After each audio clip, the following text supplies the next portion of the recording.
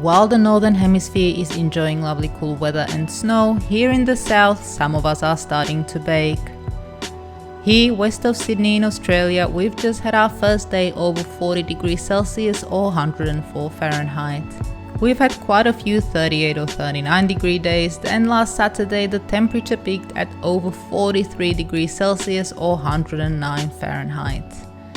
This is not unusual for summer out here, we've had worse, but it's certainly not fun for humans, other animals and even plants like succulents. Also, sun here just hits different. This is because southern hemisphere is closer to the sun during summer. And as a result, the sun in Australia is about 10% stronger and we're exposed to higher UV radiation levels. Happy days!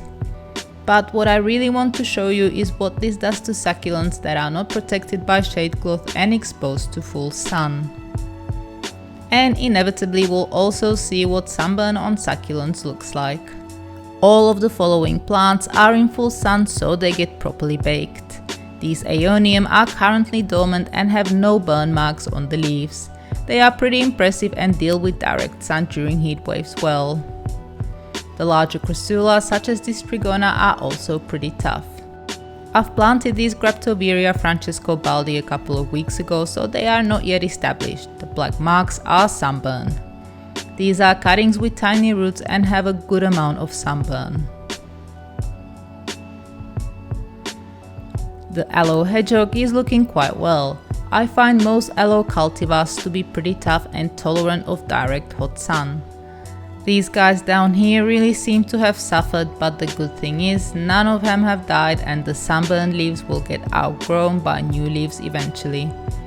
The summer is just getting started and next time we have over 40 degrees I may pitch a shade cloth over these little ones.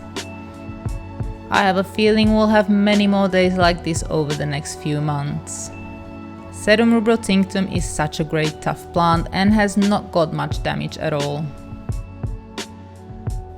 Same with the blue chalk sticks. It's got a lot of slug damage but no sunburn. It's a fantastic garden plant for a full sun position. In my experience, the snails and the slugs are the worst enemy. This is a little Graptopetalum paraguayans and Setaveria myalen, both looking okay considering. Here we have another crassula, a hybrid cold red coral. It too seems to be fine after the roasting. It is quite well established and used to direct sun exposure. More burns on this Graptoveria cultivar. I find this yellow Graptosedum to be quite good, not suffering too many burn marks. Here the Echeveria pulvinata has mostly tip damage, but it held up pretty well. I'm so impressed with this Aeonium sunburst, there's hardly a mark on it and the colors are stunning. Now whenever I talk about super hardy plants, I try to mention the Crassula ericoides here. It's so hardy and I've never had it suffer sunburn before. If you're after hardy ground covers, here's a trio that is great in full super hot sun. Oscularia deltoides, Aptenia cordifolia and Mesembryanthemum. They also have fabulous purple flowers in spring. This Crassula arborescens species called Undulatifolia is simply amazing. It's been in the same pot for about 5 years and deals well with heat and lots of rain. This is Sedum blue feather and some of it has really struggled in direct sun. You can see the cooked branches at the back. And I think that they did literally cook. They are soft and almost mushy to the touch rather than dry and crisp.